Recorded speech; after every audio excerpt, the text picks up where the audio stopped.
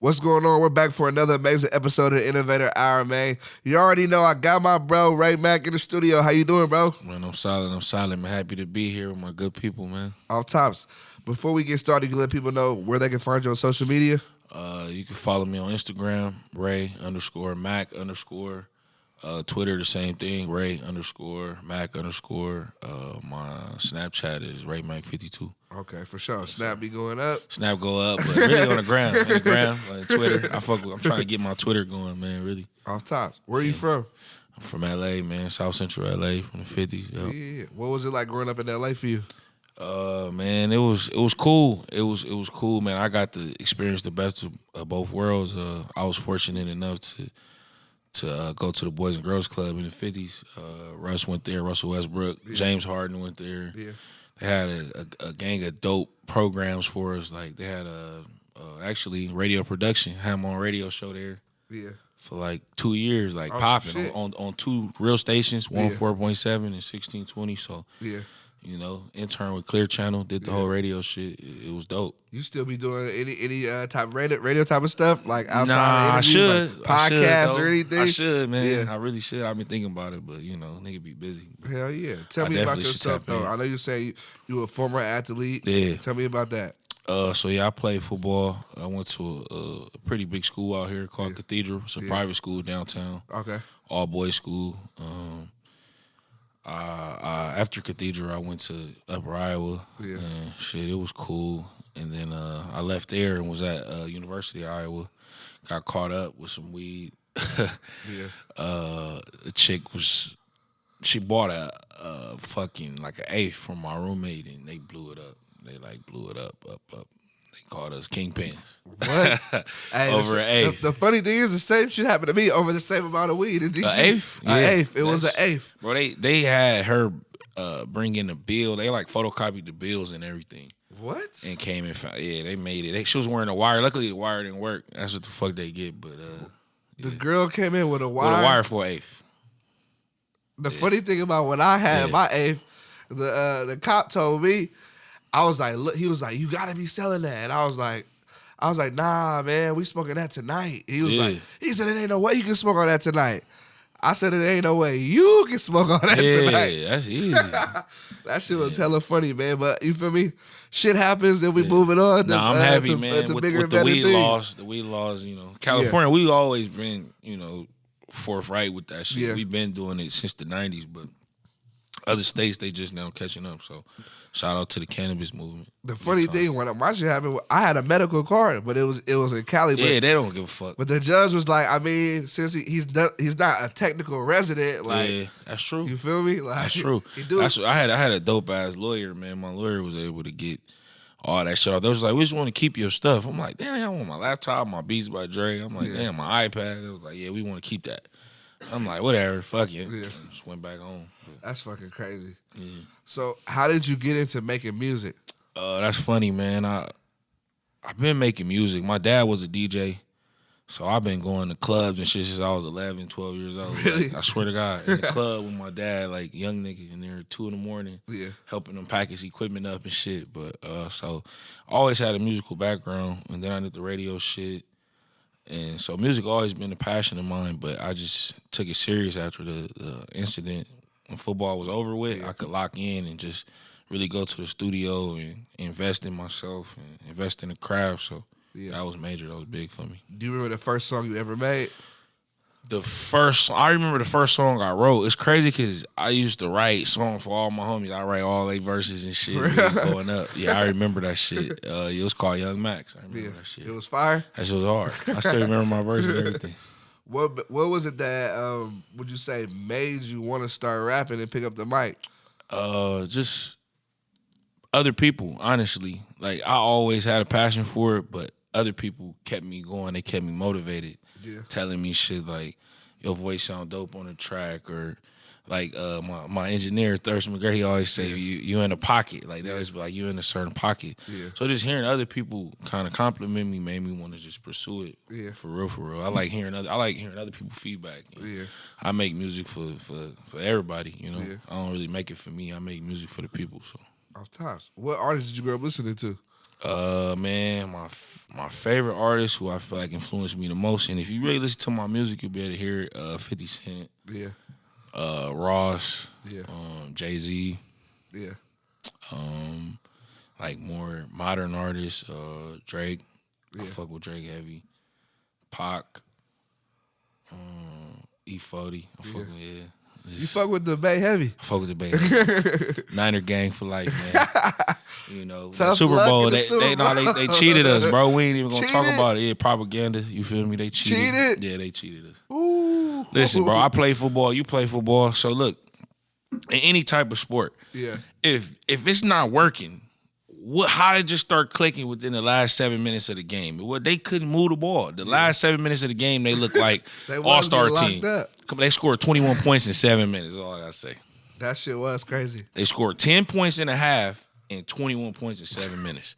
You do the math, bro. That shit was. It looked Come like the on, shit. bro. To me, from when I was watching, it looked like the shit y'all ran away with that motherfucker. Man, it was all. I'm in there like talking shit to everybody. I got my Niner shit on. I'm like, yeah, you niggas doubted us, bro. I'm going Niggas up. for sure doubted Niggas, y'all. I'm in there. Niggas got Raider shit on. I'm like, bitch ass Raiders, nigga. We run the Bay. Niggas looking at me like just shaking their head. Then like 5 minutes later, I'm under the bed crying. It's hella funny because my manager from Kansas City, so he a big Chiefs fan. I remember when y'all was up, he was sitting down quiet. He wasn't saying nothing. Yeah, no, and then Chief when fan. they came back, he was up. He was barking. I lost a lot of money. I still owe like one nigga, man. I like, bro, you gonna have to feel this pain with me. 'Cause he was just talking so much shit after the game. I'm still not over it. That nigga was hitting me like, nigga. He was like, I hope them rap checks good. I was like, oh, I'm gonna show you how good they are now. I ain't gonna pay your ass. Tell me about Timeless Sound. Oh man, that's my record label. I started it like 2.5 years ago.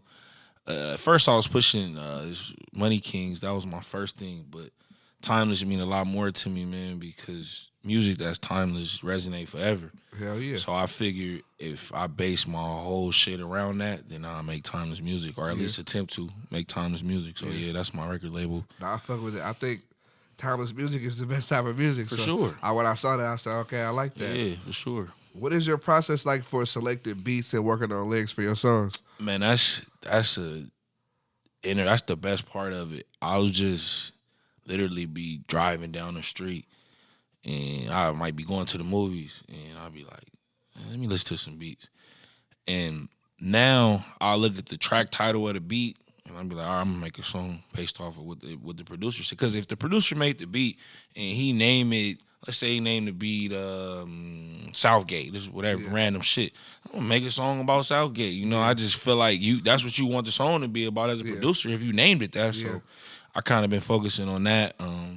I write anywhere though, literally at home, on the toilet. I could be anywhere, man. Just sitting down. I rarely write in the studio or like create in the studio. Yeah, my shit is already made before I go there. Yeah, by the time I get there, I'm knocking the song out 10 minutes. Studio time costs it. Some niggas be in studio. They have to be having 12 hours. Niggas got them labels. You feel me? Labels paying and for shit. It. Nah, I pay for that shit myself, bro. I'm going in there knocking it out. That's what I be thinking. Because if you an independent artist, you need to come in there with the shit ready, knock it out, and get the fuck out. I don't have time for that. We can listen to it Thursday. You can mix that shit when we get home. Yeah. Like I'm fortunate enough to have an engineer that live with me, man.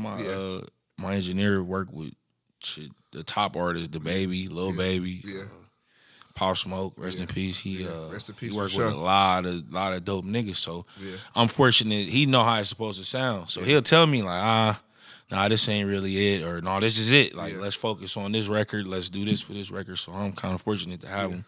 So that's cool. How do you feel he about helped me out a lot? Yeah. How do you feel about the Pop Smoke situation? Do you feel like I feel like since he passed in LA and like the way shit went down, people were trying to like put that on LA, but I personally don't think that was not LA at all, niggas man. We fuck with New York the long way. Like he was DJing for Dave East. Thirst was DJing for Dave East. Yeah. So man, I got a great relationship with New York, and I think most niggas from Cali do. That shit is in the past. We try to leave that in the past. So hopefully we can keep, doing business with New York. It was just unfortunate. I feel like that could happen to anybody, anywhere, just wrong place, wrong time. Yeah. But, shout out to his people and his family, man. Prayers out to him. Rest in peace for sure. Yeah. Let's talk about the new music out right now. You got a record called Smoking that's out right now. What was of course smoking. But what was the mindset when you was creating Smoking, that? smoking is hard. It got the Earth, Wind, and Fire devotion sample. Yeah, So when I heard that, it got the Bay vibe. We kind of sped it up a little bit. yeah, And man, I had some ice cream cookie from the Bay. yeah, Some ice cream cookie, and Yeah. that shit was Gas. so fire, bro. I was like, we're gonna center the whole song around this through Yeah. devotion. That purple cause y'all be smoking. Yeah. I be floating that lean. I be drinking potent. So it was just like. yeah, And I just was spazzing on that motherfucker. You know, Yeah. I was talking about my dad from the projects, Yeah. blood nigga. yeah, So I just tapped into that. My dad from the projects. Since a youngin', I knew how to work the Pyrex, and we just built around that. Yeah. And shit went crazy. It got a dope vibe to it, yeah. for sure. Off tops. my You also shit. got. I saw you been doing. You have a project out. You had the third quarter. Third quarter. that you dropped in 2018. Then you got the fourth quarter, quarter. from 2019. Yeah. What it like? I know you play football, but Yeah. I think that's a catchy ass. Yeah, I fucked with that when I seen it. So, yeah, before I knew you play any Yeah. sports. We did the whole quarter sequence. My first mixtape ever. It's cold because I can't find that shit nowhere because it was on like Hot New Hip Hop and shit when that shit was going. It was called The Introduction. yeah, So then after Iowa, I was in Kentucky for like 2 years. I was at Western Kentucky just going to school. And I made the first quarter there. And that's when that was when I really sat in the studio and made music. It was a crazy story. I had met Young Scooter because my cousin Troy Money, shout out to him, he just got out the feds. yeah, He had songs with Dolph, yeah, Alley Boy, Lido, like all them niggas Yeah. before they was who they are, Scooter. Yeah. So I was in the studio with them, and Scooter was like, "Bro, you should really rap." And I made a whole mixtape like 2 weeks later. yeah, The first quarter and dropped that, and then after the first quarter, I came back home, made the second quarter. DJ Official executive produced that whole shit. Rest in Yeah. peace to Official. yeah. Rest in peace for Shirley. And it did alright. I put on spin really, it did alright. Yeah. But the third quarter was my biggest one for sure, like Yeah. to date. You know, that was big. That's the one I had a little blood on there. Scheme, Filthy. So that one did numbers, man. So Hell yeah. I just like I'm gonna keep it going. Yeah. I think I'm gonna drop overtime with like 5 songs, man. I might get I overtime. might as well. I was like, Yeah. fourth quarter. I guess overtime is next. Yeah, overtime. Then draft day, man. We gonna see me put the hat on, nigga. Put Oh yeah, that's big lit. money draft day. What we say? When you create these projects, what is the mindset that you take in? Just how I'm feeling in life, what I'm going through is you just never know. During the second quarter, I was on the run, and you can hear it in the songs. Like you hear it all in the songs. I'm talking about that shit, like Yeah. fighting for my life. No, that was that was the first quarter. Yeah. The first quarter, I was on the run, Yeah. and the second quarter, I thought I beat my case because they dismissed it. So you hear me like partying, going up, talking Yeah. shit, like yeah, I beat the case, laughing about it. Yeah, And then the third quarter, I realized that they refouled and I was still fighting that motherfucker. So, yeah, you can just hear it in the music what a nigga going through, man. It mostly just be what I'm going through at that moment, at that point in time. So, yeah. yeah. What does it feel like when you going through, like when you on the run and you going through the court shit, like how you feel in those moments? Man, that shit the worst feeling ever. Going to court, I think, is the worst feeling ever because you just I hate see... court. You just see your life flash before your eyes. Because at any given point in time, I was out on bail. Yeah. The judge can revoke your bail. Like, I don't know if niggas know that, but it's under the judge's discretion. Even if you get No bailed matter out, the what. judge can be like, Yeah, she can take that back, and you go right back to jail, and you have to bail out again. Yeah. So it's really the way I learned about the court system is really a money thing. You know, it's a money scheme, and everybody trying to eat. That's it. The bond, the bail bonds trying to eat. The judge is getting paid from you going to court. The bail, everybody getting paid money. So it's just a money thing. that shit's crazy. I didn't know about that. You done taught me some shit in Yeah, this bro. motherfucker. Yeah, I'm trying to stay away from that shit. Yeah, I just fuck. got off probation. I had a joint suspension. Joint suspension basically meaning that you serving your jail time from on the streets. Yeah, But the thing is, if you get caught doing anything, then you got to serve the entire time that the suspension is for. Mine was for 7.5 years. But the judge let me off like a couple months ago, early, for good behavior, just chilling, working, making music, grinding. And yeah. judge was like, I respect that. Like you changing your life. I'm like, yeah. Shit, that's a blessing. Shit, I'm happy to hear that shit for sure. Can you tell me about a surreal moment you've had so far in your music career? I think the most surreal moment would probably be Dizzler taking pretty much everything I drop and reposting it, and my shit doing numbers. Like numbers that I'd never seen. I remember they first posted me and Blood still pouring up. And I was in school at this time. Like, I just got out of jail. I was in like construction school. I was a carpenter. And I remember sitting in class and niggas was looking, we was looking at the video and they posted it and the shit had like 2,000 views. We like, all right, we chilling. Then that shit had 4,000 views. By lunch, it had like 12,000 views. I ain't never seen no numbers like that. Like, I was lit. Niggas in class like, oh, bro, you gonna drop out? I'm like, hell yeah. I'm like, done with this shit. Yeah, I'm done with this shit. So, yeah, that was probably the most surreal moment. Like, this, I didn't know you could, the reach could be like that, man. The internet is crazy, man. Like, you just to see people reach. Yeah. And that's when Blood was talking shit. Like, I told you, nigga, I'm the nigga. Like, fuck with me, I'm gonna get your shit popping. So, yeah, that shit, it did numbers. That was probably the most surreal moment. Like, just seeing the numbers go up. Right then and there, just watching the moment. That shit for sure a crazy feeling. Can you tell me, this is the first time I ever asked somebody this, but I think it's a good question. It just came to me right now. But what is the most genuine shit someone has done for you in the music game? Same thing. Probably back to Blood. I've worked with a lot of artists. I ain't gonna say no names. A lot of artists charge for features, charge for videos. Yeah. A lot of engineers charge for studio time. It's probably a combination between Blood and Thirst, man, just not ever making it about the money. Yeah. More about the work than the money. Because a lot of niggas make it about money. But real niggas in the industry know that the money gonna come. Like, we gonna get the money, but sometimes the money ain't there. Like, I'm not rich. Niggas still independent, still grinding. I ain't gonna make it seem like a nigga rich. Nigga out here grinding.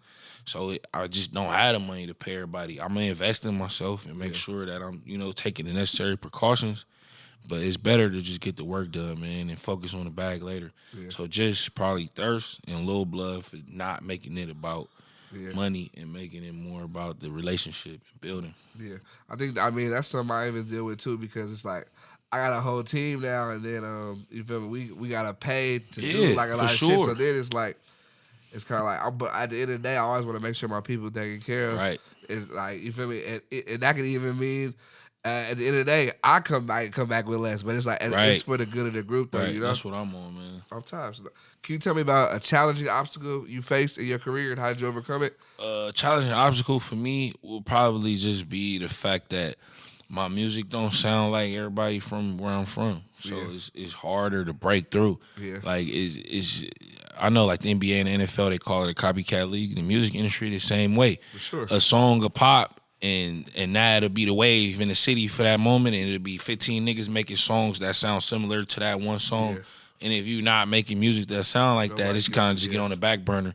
So that's probably the hardest obstacle I faced in the music industry. It's just not sounding like niggas from LA. How do you overcome that?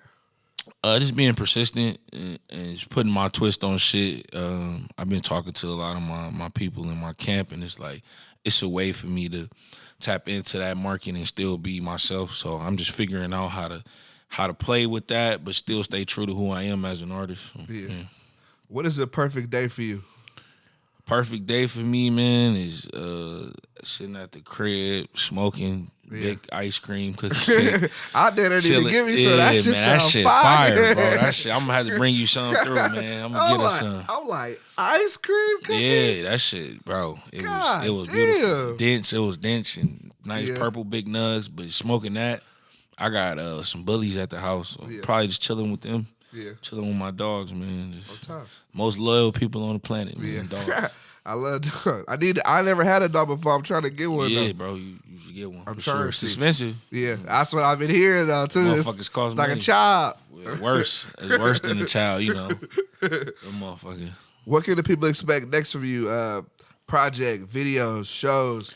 I actually just got in contact with the people that set up the shows for the Observatory and the Novo, so we're gonna get something in the works with that. Yeah. Videos, I'm trying to. I was telling the cameraman about the camera. I bought the Sony A7 II, and I'm about to buy the S2 right now. Yeah. So I'm trying to shoot like fucking 15, 20 videos, man, just working, dropping content so they can expect a lot of videos. Projects, I probably dropped like 2 projects this year. So. Yeah. What are your goals for 2020? Man, just to get on the map fully. Like, just to become a household name in the city, get some respect. Yeah. In the clubs, in the streets, I want the music circulating. I want niggas slapping the Macc everywhere. What is your favorite food spot right now? Ooh, that's tough. Ooh, that's a good one. My favorite food spot, probably. I'm on these steaks, man. Probably Roof Chris. You know, shit fire. That shit fire, bro. The size go crazy. The steak is worth it. Yeah. I like to ask this question to everyone who comes on my show. If you could pick yourself to be any animal in the world, what would it be and why? That's a good one, man. I think I'd be elephant. Okay. Because they live for a long time. They live for a fucking long ass time. Don't nobody fuck with them. Nobody fucks with them. You rarely hear about them niggas getting knocked down by lions or tigers. And, they cool, ducked off people. They got great memory too, right? They got great memory, just like me. Great memory. And they big, big solid niggas. So, but don't get it twisted though. Big niggas get a lot of women though. For sure. We running this shit. We get more riches than skinny niggas. You feel me? I don't give a fuck what y'all say. You feel me? Yeah. Hey.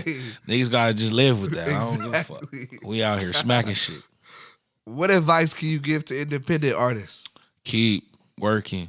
I know I gotta tell myself that. Is you get discouraged a lot, man, because shit don't happen overnight. A lot of people say like, oh, he blew up overnight. It's rare that a nigga blow up overnight. If you do, it's hard to sustain that. Yeah. So it's better to build a body of work. So just keep working, man. Dropping content, staying true. Find a sound, stick to that. Yeah. And just keep working, grinding. I think about the blowing up, to touch on the blowing up overnight thing, some niggas who blow up overnight not even ready. Yep. They don't got no music ready. That's what I was just saying. They don't got the PR. They don't know what to do with it. Yeah, man. I'm nervous about that sometimes. Nigga not being ready for it because it's a lot. Yeah. It's a lot that come with it once you blow up, man. Because they expect it. Like especially now in the industry, like people fiend for that shit. So you come with one hit, your shit gonna buzz for 2-3 months, and they like, all right, what's next? Yeah, what's next? And we all know it's hard to make a hit. That shit is not easy to do, bro. It's not easy to make an undeniable hit. Yeah. I think even sometimes you see artists who come out with these big hits, they can never top that again. Ever.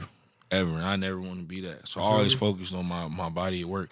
And you can hear that. You go back and listen to the first quarter all the way through the fourth. Yeah. You'll see growth as an artist. If you see nothing, you'll just see me growing. You'll see me perfecting the craft, getting catchy with the lyrics, getting straight to the point, hitting on punchlines in and out, the cadence, switching it up. So you'll hear that. Hell yeah. In this new era, I feel like we see a lot of artists doing shit for clout and the outrageous shit. How do you manage to stay out of doing shit like that? I just don't indulge in it at all. Yeah. I talk to some labels on the phone. I talk to PR people, and I just won't do it. I tell them niggas I'm a man first. Yeah.